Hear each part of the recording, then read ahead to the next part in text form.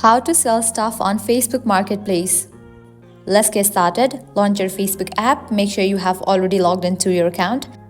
Now you have to head towards the Marketplace page. Tap on it.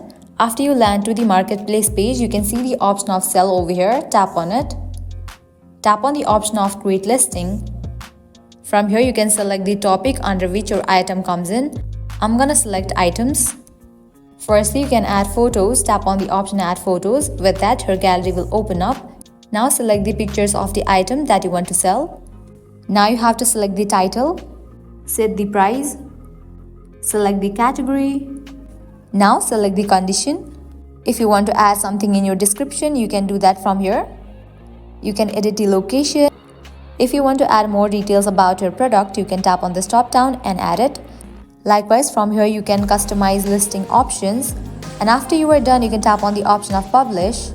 You have just posted this item in the Facebook Marketplace. If people are interested in your product, they will inbox you. So this is how you can sell stuff on Facebook Marketplace. I hope you guys are clear about it.